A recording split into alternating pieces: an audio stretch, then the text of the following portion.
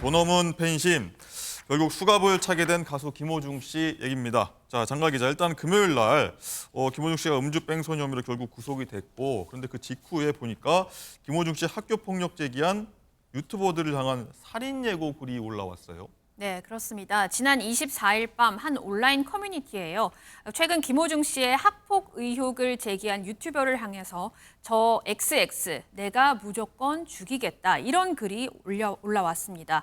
글쓴이는 자신의 손에 피를 묻혀서 희생해서 죽여줄 테니 너희들은 즐기라면서 해당 유튜버를 해치겠다는 뜻을 밝혔습니다. 이 유튜버는요, 오늘 경찰서를 방문해서 고소장을 제출하고 피해 조사를 받을 계획이라면서 이 돈 없는 팬심이 어디까지인지 정말 놀라울 따름이라고 말했습니다. 네. 자, 임재희 변호사님, 뭐 딱 봐도 도를 넘은 겁니다. 팬심이 도를 넘었는데 이거 법적으로는 문제가 안 되나요? 네, 문제가 될 수도 있습니다. 참 걱정스러운 부분인데 우리 왜 살인 예고글 같은 부분, 특히 뭐 불특정 다수를 상대로 해서 내가 누군가를 공격하겠다, 내가 불특정 다수를 공격하겠다, 이런 부분도 다 문제가 될 수 있다는 지적들 해왔잖아요. 근데 지금 이 특정인을 딱 겨냥해서 피해자가 특정되어 있고요. 이런 사긴 예고라든가 어떤 협박성 글을 올리게 되면 이 자체 당연히 법적인 책임을 물을 수도 있고, 이것이 하나의 일종의 문화처럼 댓글 달기가 조장이 된다면은 이 유튜브 생태계 자체가 좀 교란되는 그런 일이 발생할 수 있거든요. 그렇기 때문에 주의가 필요할 것 같습니다. 네. 자, 응혁 교수님. 네. 일단 일부 김호중 씨 팬들은요, 김 씨가 구속된 직후에 뭐 정치권 이슈를 은폐하기 위한 용도로 이거 사용되지 않길 바란다, 이런 뜻의 성명문을 냈습니다. 우리가 흔히 아는 뭐 이슈는 이슈를 덮는다, 이런 의도가 있다고 지금 보는 것 같아요. 네, 일단 뭐 성명문의 내용은 뭐 두 가지 같습니다. 일단은 뭐 첫째는 그 사회적 그 물의를 일으켜서 그 이제 죄송하다. 네. 그리고 어떻게 본다면 그 나중에 다시 좀 김호중 씨가 다시 이렇게 피어오르는 모습을 보고 싶다. 근데 어쨌든 죄송하다는 이런 메시지가 하나가 있는가 하면 지금 지적을 하신 바와 두 번째는, 그런데 이것을 마라톤처럼 그야말로 세세하게 보도하는 것을 보면 무엇인가 석연치 않고 그 정치권에서 벌어지고 있는 일련의 그 현재 사건들을 사건으로 덮기 위한 이 정치적 목적이 있는 것은 아니냐. 이것은 너무 지나쳐서 도저히 좀 수긍할 수가 없다. 지금 지은 죄에 비해서 너무 과도한 관심과 이 집중이 언론에 보도되는 것은 정치적 기획이 뒤에 사실 또아리를 틀고 있는 것은 아니냐라고 하는 취지의 성명서 내용도 함께 포함되었던 거죠.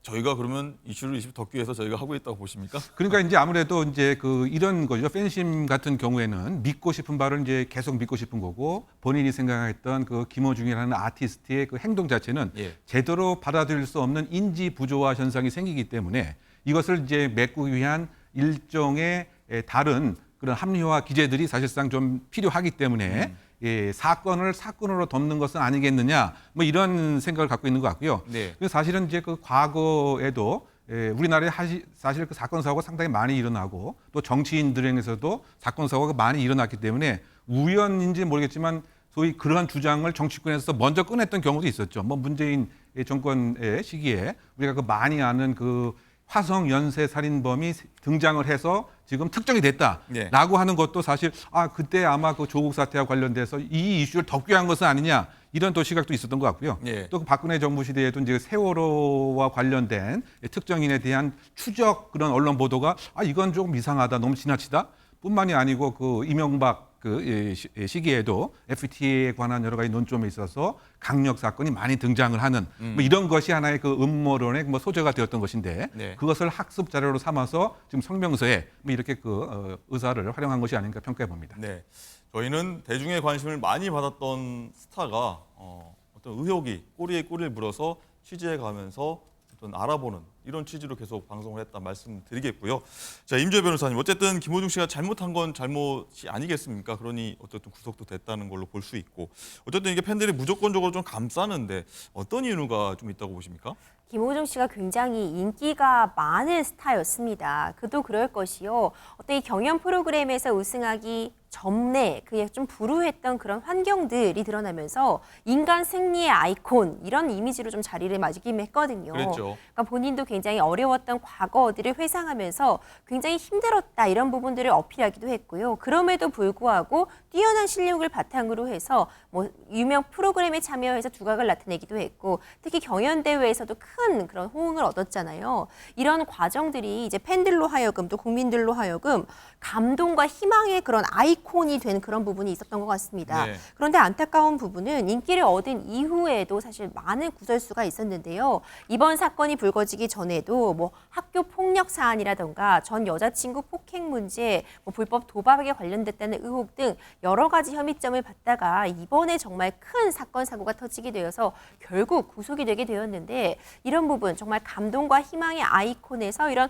좀 안 좋은 일에 연루된 이 과정까지 이제 많은 부분들이 좀 문제가 되고 있는데 팬들의 기대에 어긋난 행동을 한 건 분명해 보이거든요. 네. 물론 이런 과격한 행동을 보이는 팬심은 정말 팬들 중에 극히 일부, 정말 극소수의 팬이라는 생각이 들지만 또 성숙한 또 팬덤 문화를 보여줘야 될 때가 아닌가 이런 생각도 듭니다. 네, 뭐 안타까움, 뭐 실망감, 배신감, 뭐 많은 복합적인 요인들이 있어서 한번 이번 사안에 관심을 가졌던 것 같아요. 어쨌든 경찰이 이제 김호중 씨의 구속영장에 적시하지 않은 음주운전 혐의 그리고 범인 도피 교사 혐의를 적용하기 위해서 수사에 박차를 가한 것으로 알려지고 있는데 영장 심사 직후에 김 씨가 어떤 반응 보였는지 지난 금요일입니다. 한번 그 장면 보고 오시죠. 아니, 혐의 어떻게 소명하셨습니까? 죄송합니다. 반성하겠습니다. 죄송합니다. 매니저한테 직접 증거 인멸해달라고 부탁하신 거 맞으세요? 죄송합니다. 휴대전화 비밀번호 제공 안 한 이유가 있습니까? 소주 3병 마셨다는 진술도 나왔는데 정확히 그날 몇 잔 마신 거예요? 죄송합니다. 반성하겠습니다. 마지막인데 죄송합니다. 억울한 점이 있습니까? 메모리 카드 직접 제거하신 거 맞으실까요?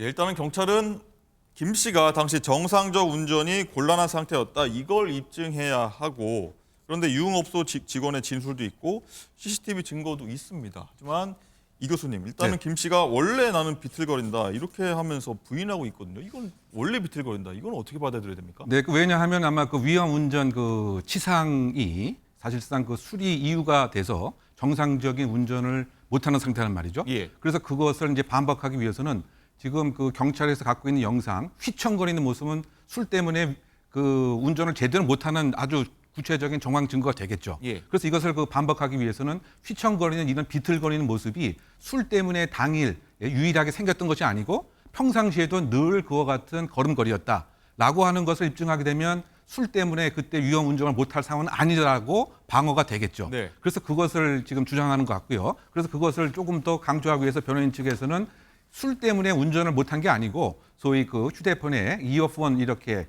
관리하는 그것을 만지다가 이렇게 그 올라타는 그런 이제 운전의 그 사고가 났다. 이것을 주장하기 위해서인 것 같은데요. 근데 이것을 이제 경찰에서 또 사실은 반증하기 위해서 이른바 그 걸음걸이 분석을 의뢰하고 아마 국가수에서도 그 도와주지 않을까 생각하는데요. 예. 소위 말해서 그 법의 보행 분석이라고 하는 겁니다. 즉 그 얘기는 뭐냐면 사람마다 걸음걸이 자체가 상당히 좀 특이하죠.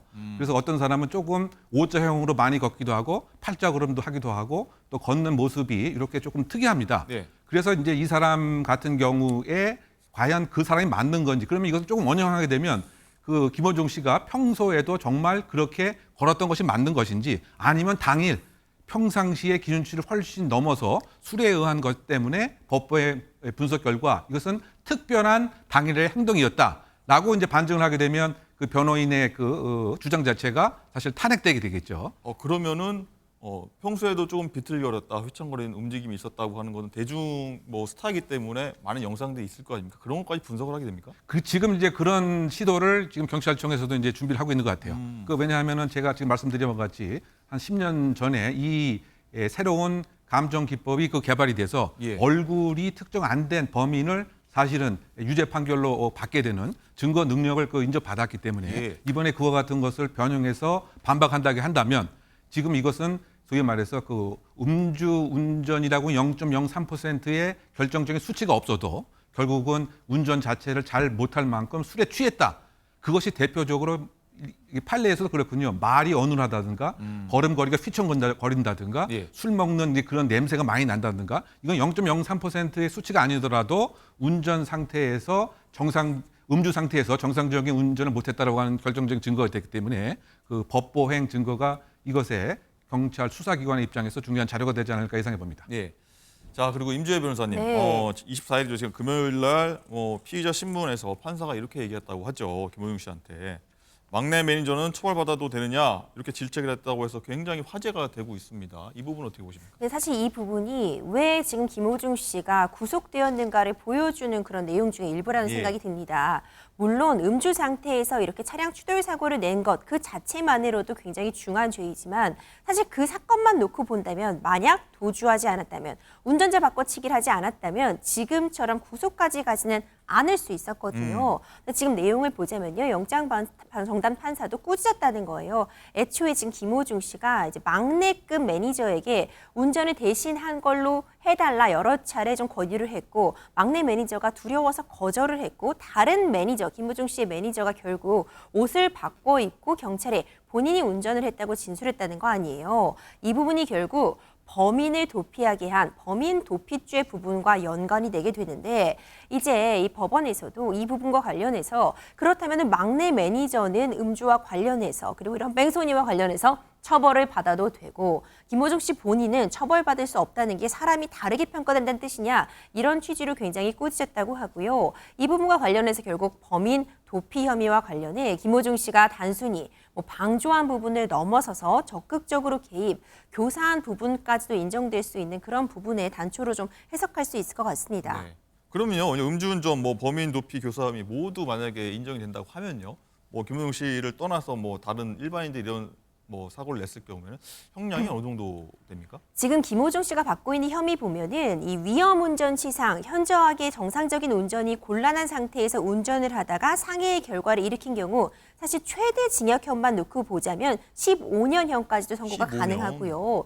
그리고 지금 문제되고 있는 운전자 바꿔치기와 관련된 범인 도피 부분도 교사로 인정이 된다면 원래 범인 도피죄와 동일하게 처벌이 되기 때문에 3년 이하의 징역에 처해질 수 있습니다. 그런데 이전에도 이렇게 음주운전을 회피하기 위한 그런 꼼수라고 하죠. 그런 수단으로서 음주운전 사고 과정에서 본인이 현장을 이탈하고 다른 사람, 대부분 가족에게 이런 걸 부탁하는 경우가 참 많았는데 운전자 바꿔치기를 해서 문제가 된 경우에 사실 솜방망이 처벌에 그치는 경우들이 참 많았습니다. 솜방망이가? 네, 정말 피해자가 중한 상태, 중한 상해의 결과나 사망에 이르지 않은 경우 정도라면은 징역 2년에 집행유예 3년 이렇게 보통 집행유예형이 나오는 경우들이 참 많았거든요. 하지만 이번 사안 같은 경우는 좀 다르게 평가할 수 있을 것 같습니다. 어떤 부분일까요? 그 과정에 있어서 증거 인멸을 하려는 그런 시도들, SD카드 같은 부분을 없앴다고 하는 부분이나요. 그리고 애초에 음주를 하지 않았다고 했다가 결국